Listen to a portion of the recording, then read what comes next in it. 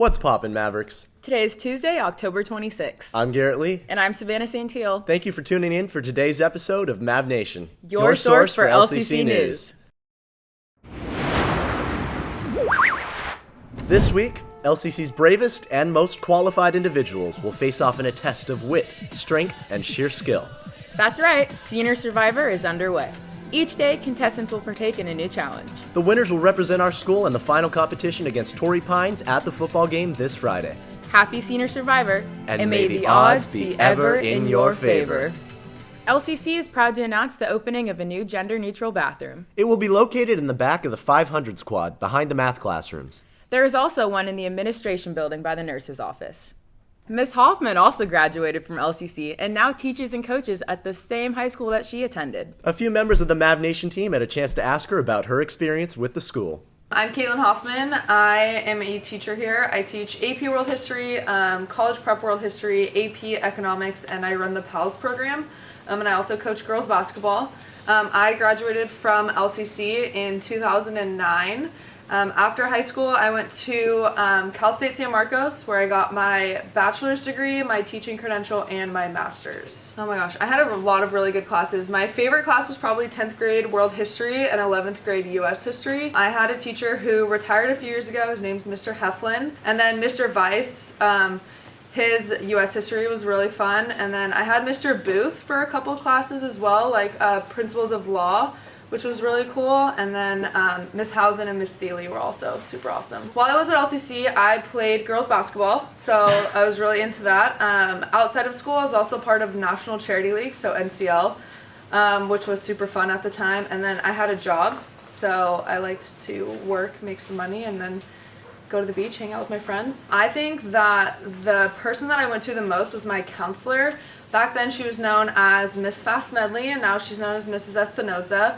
But she really helped me stay online, really ensured that I actually went to class, was getting good grades, and was able to graduate. I think I always knew I wanted to teach because I really I had a couple teachers at LCC who really helped me find my way, and I think that I wanted to be a positive influence for all of my students, but especially those kids who are a little lost in high school and don't know which direction to go. So I always knew I wanted to be a teacher, but if I wasn't going to be a teacher, I thought I might be a lawyer, because I really like to argue, and I think I'm pretty good at it. Biggest strength, I think I'm a really good communicator. I think that I really like the content that I'm teaching, and I really love spending time with my students. And I think maybe a weakness, I think my ADD is a little out of control sometimes. I get distracted, and if you're in any of my classes, you know that's 100% true. Also, I could be a little bit more organized, maybe. I think my advice would be to don't put so much pressure on yourself. You can change your major, you can change your college, you can change your career at any point in your life. So don't put so much pressure on yourself in your senior year of high school to make the decision for the rest of your life, because you can change your path at any time.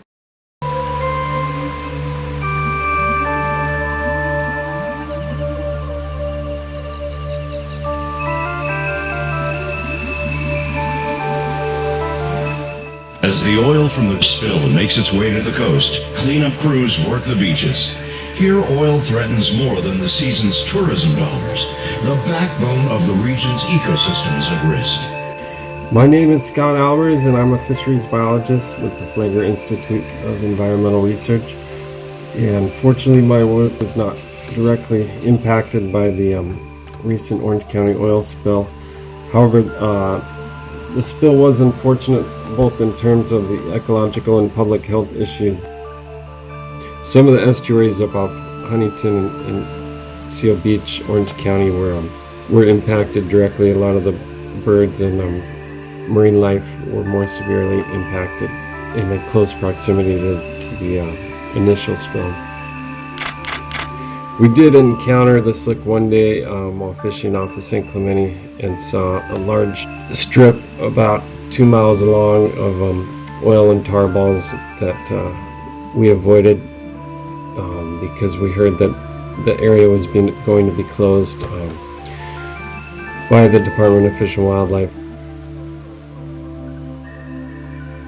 Since the toxins from the oil slick can bioaccumulate up the food web, it is possible that large predatory fish And marine mammals and seabirds will exhibit increased levels of chemicals and biotoxins that may be detrimental to the health of both fish consumers and high-level predators that eat these fish and invertebrates.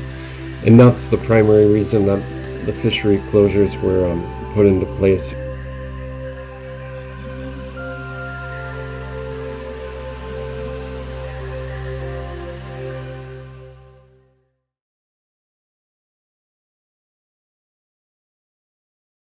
That's all we have for news. And now, let's kick it over to sports.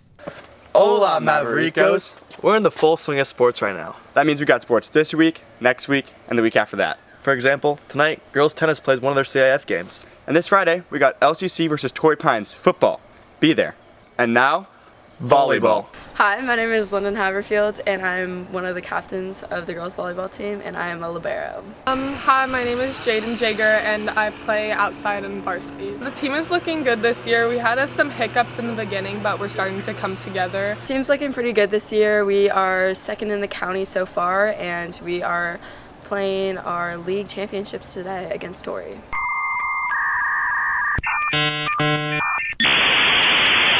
Hey Mavs, sorry to interrupt the programming, but remember that gnarly football that you guys saw last week? Hey, maybe that's how it's done! Everybody doubted us, but we did it! We did it! That was all thanks to the man, the myth, Josh Bromley. If you see Josh around campus, do me a favor and say the following. And if you want to check out more of Josh's edits, go check him out at Josh_Bromley10 on Instagram. Now, back to regular scheduled programming. What motivates me is definitely my teammates, and I look up to my sister since she's the one that got me into volleyball and got me started with everything. What motivates me is like the people around me, and especially like my teammates and my driving competition.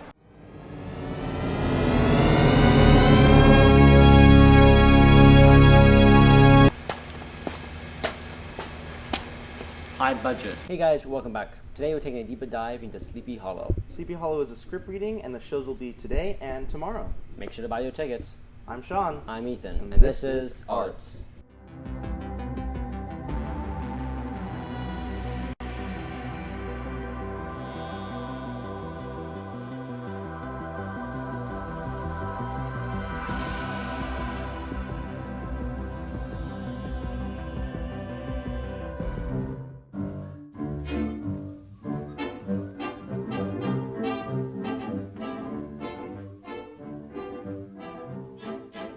My name is Diego Cassian, I'm a senior, and I'm playing Ichabod Crane in Sleepy Hollow. A radio play is basically a lot of voice acting. I recently found out about it. We basically line up with our scripts in hand. It's a little less blocking, it's a little more like voice acting, but there's still like a lot of expression and a lot of movement. It's just acting, but more in like a singular space. My favorite moment from the rehearsal, so Adam and I were in the restroom, and Adam had his guitar, and he was playing it so sweetly that he seduced. My favorite moment from rehearsal was probably putting the whole thing together. When we incorporated tech and the acting and the actors. It was really cool because like they had the Foley Sounds, and they had a whole table filled with like all these trinkets and all these like boots and pans and water and stuff that they used to like make the sounds that we hear in the show. And it was really cool because like we hadn't heard them before, and it was cool like seeing them live. It's like when you're watching like live music, it's like awesome seeing how people work. And that was like cool incorporating both those things. Hi, I'm Madison. I'm in the 12th grade, and I am the head of the sound department for Sleepy Hollow. Being a Foley artist is the art of making sounds with objects that you may not think of it as being a sound. Like using coconut shells as horseshoes, or horse sounds, or using a sheet of metal as thunder. My favorite sound to make is either the thunder, or I get to do a plate spin, and so in my head I sing the dreidel song. Well, I love doing the show. It's an honor to be a part of such a lovely cast. I think everyone here is incredibly talented. It's so disgustingly just gross how talented they are.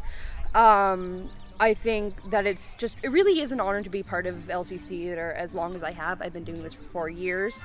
I think everyone should come see the show, whether or not it's on the 26th and the 27th. Starts at 7, and then at 6, we have like a carnival thingy.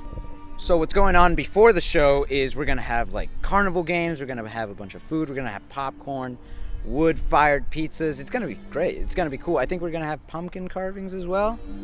Are we?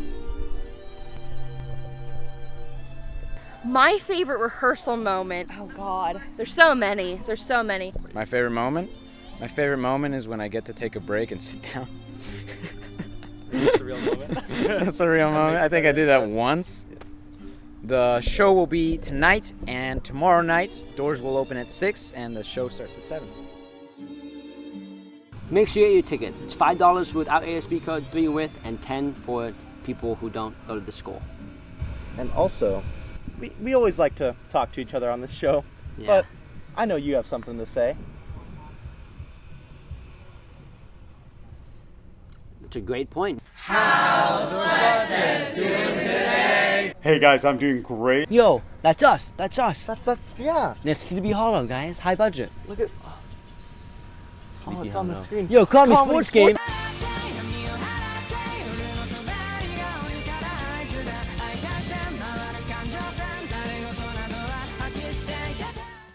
Happy Halloween. That's a wrap on today's episode of MavNation. Have a wicked Halloween this weekend. We'll see you again on November 9th. Until then, stay healthy, Stay safe, and remember, Mavs. be the difference, Be the change. Be a Maverick.